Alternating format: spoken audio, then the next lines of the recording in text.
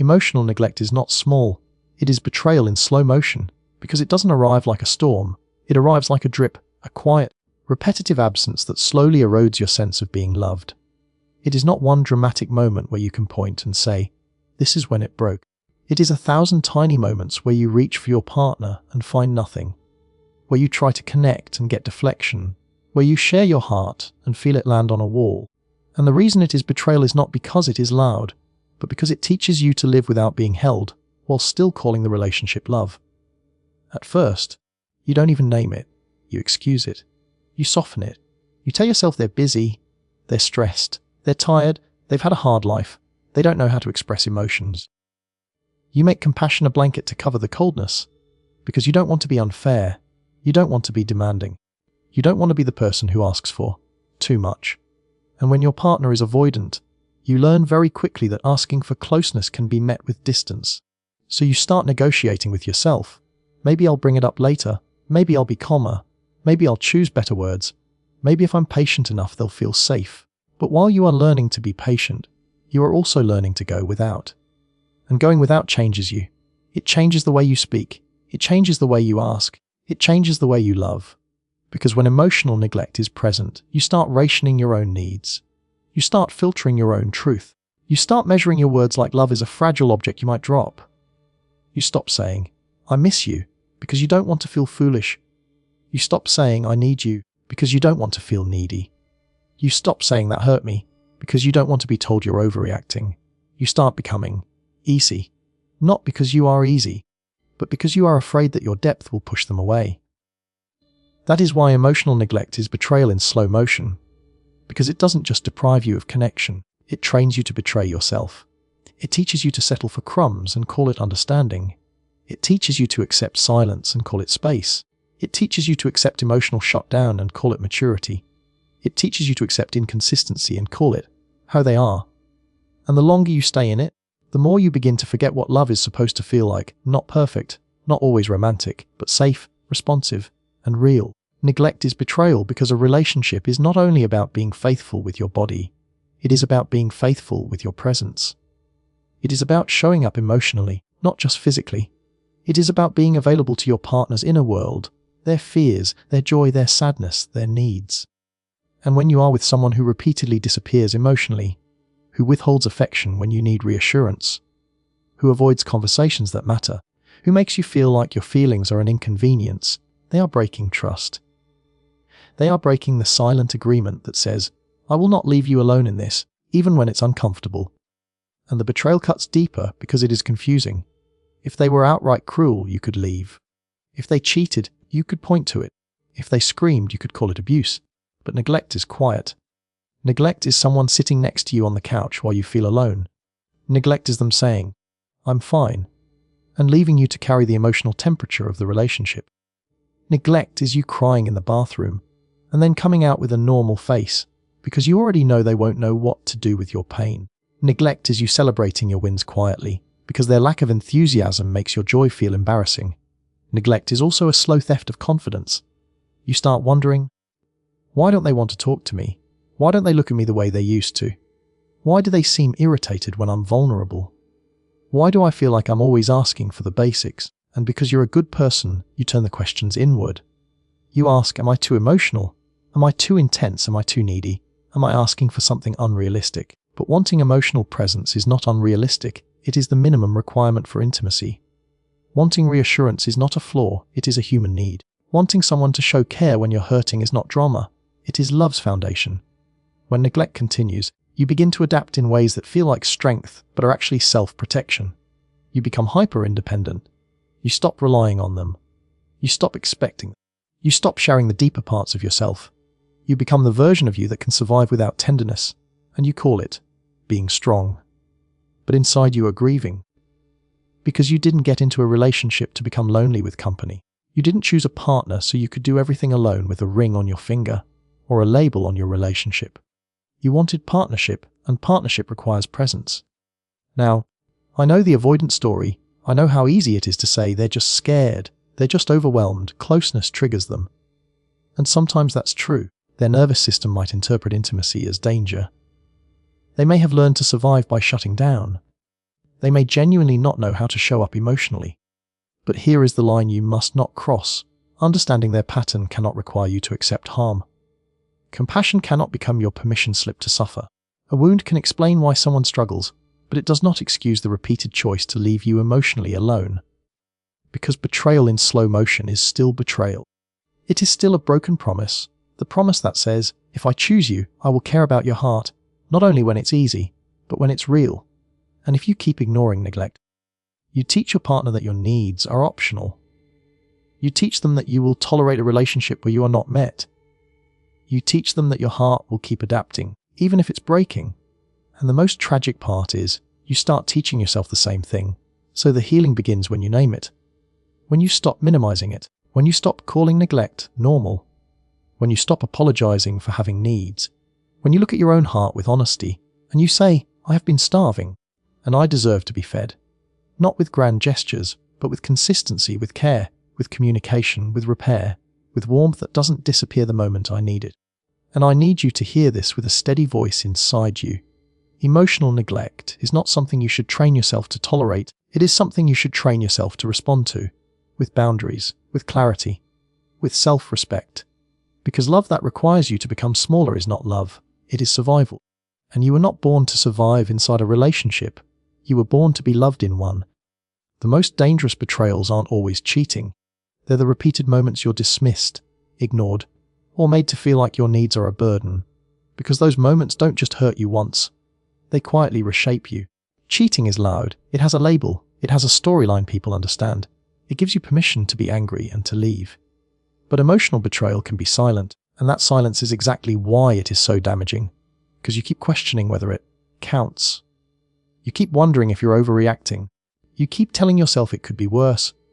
And while you're trying to be reasonable, your heart is learning a terrible lesson. That love is something you must tolerate, not something you get to receive. I want you to think about what betrayal really is. Betrayal is not only someone choosing another person. Betrayal is someone choosing their comfort over your care again and again. Betrayal is someone seeing your pain and deciding it's inconvenient. Betrayal is someone hearing your needs and treating them like a negotiation they're trying to escape. Betrayal is someone benefiting from your love while refusing to carry any of the emotional weight that love requires. And when you are with an avoidant partner, these betrayals often come disguised as personality, as I'm just like this, as I need space, as I don't do drama, as you're too sensitive, as I'm busy, as if being busy is a reason to be absent from the person you claim to care about. The dismissal can be subtle. You bring up something that hurt you, and they sigh. They roll their eyes, they change the subject, they get defensive, they make a joke. They tell you it's not a big deal. And you feel it in your body, that sinking feeling, the moment your vulnerability becomes something you regret offering. You might even laugh it off with them, because you don't want conflict, because you don't want to be labelled intense. But inside you remember that the person who is supposed to protect your heart just treated it like an inconvenience. And that is a betrayal, because love is supposed to make you feel safe to be honest. Then there is the ignoring. Not just missing a text, not just a busy day, but a pattern where you are repeatedly left hanging, repeatedly left uncertain, repeatedly left to carry your emotions alone. You send a message and they vanish. You ask a question and they delay. You need reassurance and they go cold. And you start doing the painful dance of pretending you don't care, because caring too openly seems to push them further away. Ignoring is betrayal because it leaves you alone with your anxiety, and it teaches you that your needs won't be met unless you hide them. And the burden. Betrayal is one of the most toxic because it turns your humanity into a problem. You want affection, and they act like it's pressure. You want clarity, and they act like it's control. You want communication, and they act like it's drama. You want to feel chosen, and they act like you're asking for a sacrifice. Over time, you start censoring yourself. You stop asking for hugs. You stop asking to talk. You stop asking for time together. You stop asking for reassurance. You become low maintenance, not because you are naturally low maintenance, but because you are trying to survive the fear of rejection in the one place you should feel accepted. This is why these betrayals are more dangerous than people realize. Because they don't just happen, they condition you. They condition you to accept crumbs. They condition you to be grateful for the bare minimum. They condition you to feel guilty for wanting closeness. They condition you to chase validation in the very relationship that is depriving you of it. And the longer this goes on, the more your self-esteem starts to bend around their avoidance. You begin to measure your worth by their mood. You begin to feel relief when they give you a small sign of warmth, and you call it love, even though love should not feel like relief from pain. The cruel thing is, avoidant partners may not even understand what they are doing. They may truly believe they are protecting themselves. They may truly believe they are avoiding conflict. They may truly feel overwhelmed by emotions, but impact matters. Your pain matters. And a pattern of dismissing, ignoring, and burdening your needs is a pattern of emotional harm, whether or not it was intended. If someone keeps stepping on your heart, it doesn't matter if they didn't mean to, you still bleed. And here's what happens inside you when these betrayals repeat. You start to doubt your reality. You wonder if your needs are unreasonable. You wonder if you are asking for too much. You wonder if you are the problem. This is why emotional betrayal is so dangerous. It doesn't just break trust in them, it breaks trust in you. It makes you second guess your instincts. It makes you question your own emotional compass. It makes you shrink your truth until you can barely hear it. You also start living in a state of low-level grief. Not dramatic grief, not the kind that gets attention, but the quiet grief of not being met. The grief of feeling alone on a Friday night while they scroll their phone. The grief of telling yourself you won't bring up what hurts because you already know how it ends. The grief of hearing, "I'm tired," when what you really needed was, "I'm here." The grief of begging internally for softness while externally pretending you're fine. That grief accumulates, and eventually it becomes numbness, and numbness becomes distance, and distance becomes the end, even if neither of you says the words. Now listen to me, because this is where your power returns. You do not need to wait for a dramatic betrayal to justify your boundaries. You do not need a scandal to validate your pain. You do not need to catch them doing something obvious to finally choose yourself. If you are repeatedly dismissed, ignored, or made to feel like your needs are a burden, you are already experiencing betrayal, because betrayal is anything that makes you unsafe to be fully human in the relationship. So you stop minimizing, you stop excusing, you stop calling it small. You tell the truth, first to yourself, then to them if they are capable of hearing it. You say, "I need emotional presence. I need respect when I'm vulnerable. I need communication that doesn't punish me. I need repair when we disconnect." And then you watch what happens. Because words are easy, promises are easy, but patterns reveal the truth. If they respond with willingness, with accountability, with consistent action, then there is something to build. But if they respond with defensiveness, with avoidance, with more dismissal, then you have your answer. And the answer is not that you are too much. The answer is that they are not meeting the minimum requirements for a healthy love. And you deserve a love where your needs are not a burden, they are a bridge. Where your feelings are not an inconvenience, they are honored. Where your heart is not something you have to protect from your partner. It is something your partner helps protect. Avoidant patterns explain behavior, but they do not excuse harm, and this is where so many loving people get trapped, because you can understand someone so deeply that you start abandoning yourself in the name of compassion. You learn their story, you learn their childhood, you learn their triggers, you learn the way closeness scares them, the way conflict overwhelms them, the way vulnerability feels like danger. And because you have a big heart, you start translating every wound into an excuse, every withdrawal into, "They're just scared," every cold moment into, "They don't mean it," every neglect into, "They're doing their best." And slowly, without noticing, you stop asking the one question that matters most: what is this doing to me? Understanding is powerful, but it is not permission. Or knowing why someone struggles does not cancel the impact of what they do. You can be compassionate and still honest. You can say, "I understand you," and still say, "This is hurting me." You can hold empathy in one hand and boundaries in the other. Because the truth is, relationships are not built on explanations, they are built on responsibility. And if a person uses their attachment style as a shield, as a way to avoid accountability, then what you are experiencing is not just avoidance, it is harm that is being normalized. Harm doesn't have to be loud to be real. Harm can be the repeated silence that leaves you anxious. Harm can be the consistent emotional absence that makes you feel alone. Harm can be the way your feelings are dismissed when you finally speak. Harm can be the way repair never happens, because they shut down, you're forced to move on without healing. Harm can be the way you keep shrinking yourself to keep them comfortable. And even if they didn't intend it, even if they are struggling, even if they are afraid, the effect is still the same. You are being asked to carry the emotional cost of their coping strategy. This is why you need to separate explanation from excuse. Explanation sounds like, I see why you do this. I understand what triggers you. I can recognize your pattern. Excuse sounds like, so I shouldn't expect better. So I should accept less. So I should tolerate pain. So I should keep waiting. Explanation keeps your compassion alive. Excuse kills your self-respect. Explanation helps you stay clear. Excuse makes you stay stuck. And the reason this is so emotionally difficult is because your heart doesn't want to be unfair. Your heart doesn't want to be the reason they feel ashamed. Your heart doesn't want to push them away. You know they're not a monster. You know they have good moments. You know there is a softer part of them. But hear me, a person can have a good heart and still be unsafe for yours. A person can care and still be inconsistent. A person can love you and still not have the capacity to show up in the way love requires. And capacity matters more than intention, because your nervous system does not live on intention, it lives on patterns. When an avoidant partner hurts you, the most common trap is that you start becoming their emotional translator.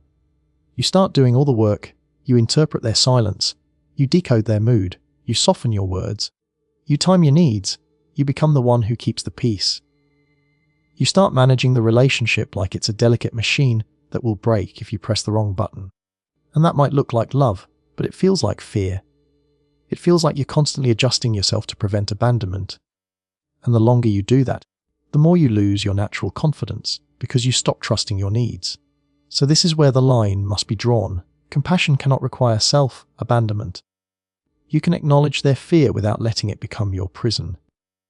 You can understand their shutdown without accepting it as normal. You can recognize their triggers without walking on eggshells for the rest of your life. Because if you keep paying the emotional bill for their avoidance, you will eventually go bankrupt inside. You will become tired in a way sleep cannot fix. You will become numb in a way love cannot reach. You will start to feel like you are disappearing. And that is the deepest betrayal, not what they do to you, but what you start doing to yourself to keep them. And I want you to remember this, real love includes repair. Real love includes accountability. Real love includes the willingness to feel discomfort and still stay present. If someone says, this is just my attachment style, but they never seek growth, never seek help, never take responsibility, never make consistent effort, then they are not asking for understanding, they are asking for a free pass. And love is not a free pass. Love is a commitment to do better when you learn better. This is also why boundaries are an act of love. Not only love for you, but love for truth. A boundary says, I will not pretend this is okay. A boundary says, I will not reward withdrawal with endless patience. A boundary says, I will not accept a relationship where my feelings are punished. A boundary says, I can care about you and still require emotional safety. And the most important part is this.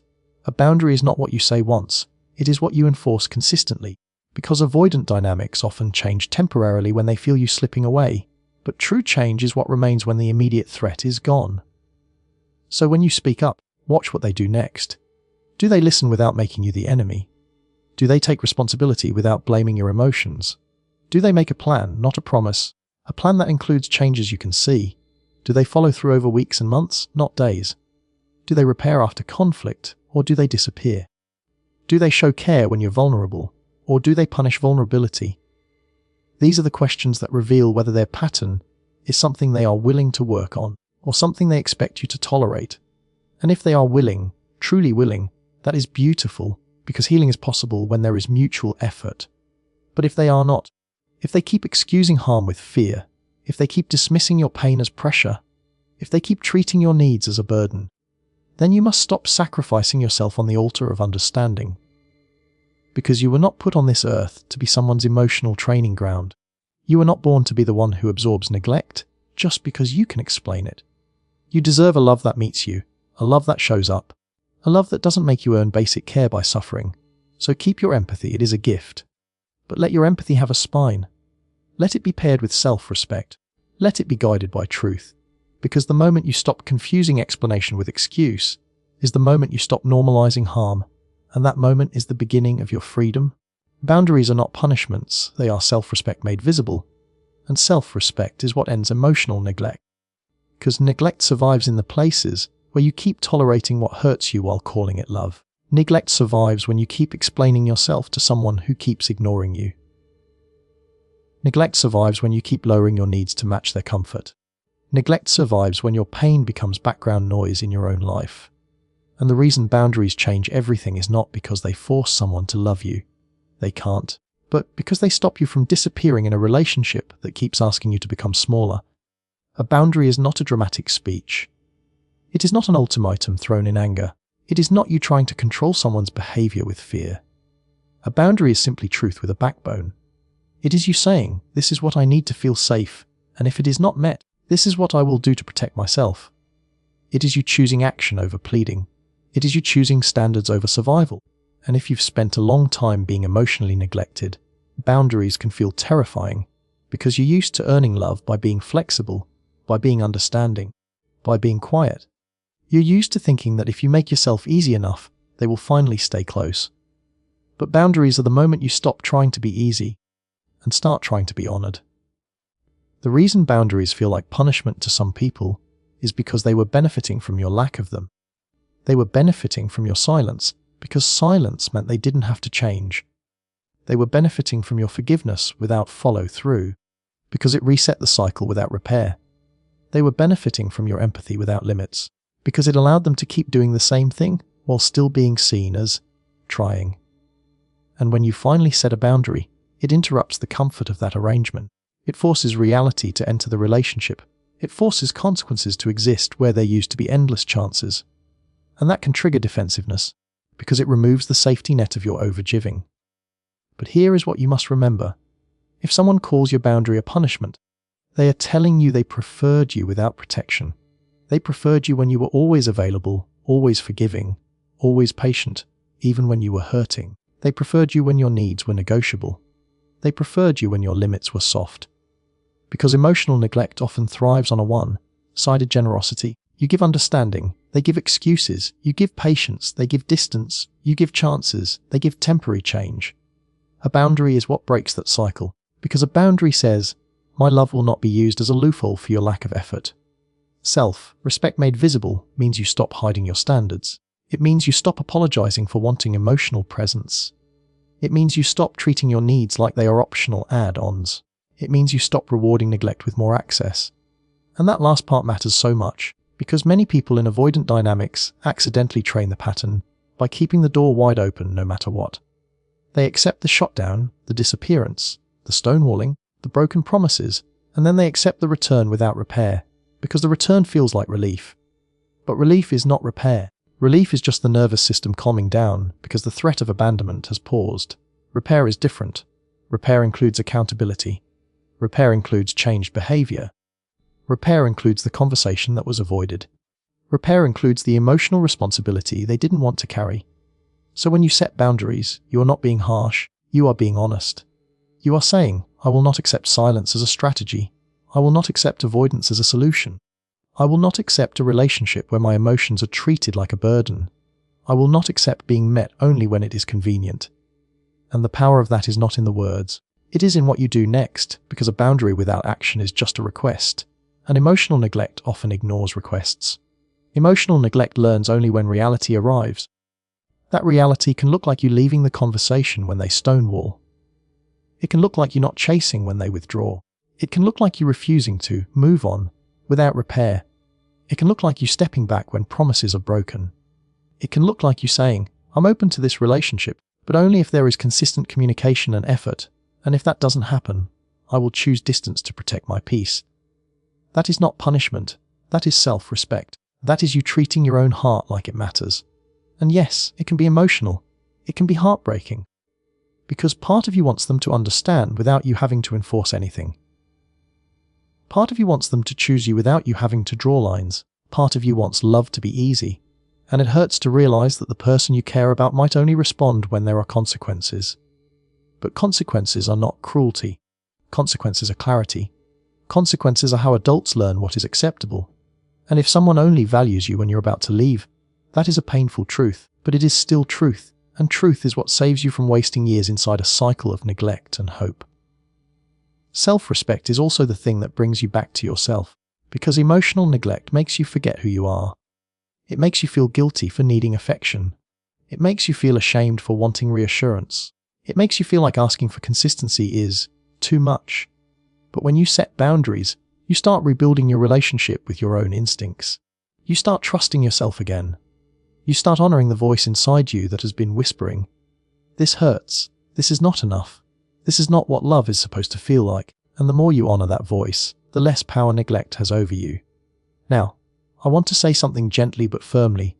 Boundaries don't guarantee they will change, but they guarantee you will. They guarantee you will no longer be available for a relationship that starves you. They guarantee you will no longer measure your worth by someone else's capacity. They guarantee you will no longer keep proving your love through suffering. And that is what ends emotional neglect, because neglect cannot survive where self-respect lives.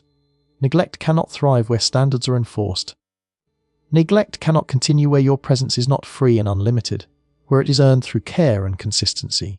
So if you have been waiting for the moment you feel strong enough to set boundaries, understand this: you become strong by setting them. You don't wait for confidence, you act, and confidence follows. You don't wait for them to finally treat you better. You decide what you will accept, and you let your life reflect that decision. And if they rise to meet you, with real effort, with real accountability, with real presence, then you build something healthier. But if they don't, you do not collapse, you do not beg, you do not chase. Because your boundary was never about controlling them, it was about saving you. Because the most important betrayal to end is the betrayal of yourself, and the moment you choose self-respect, you stop abandoning your needs, you stop tolerating neglect, you stop living half-loved, and you finally give yourself what you've been begging the relationship to give you: safety, dignity, and peace.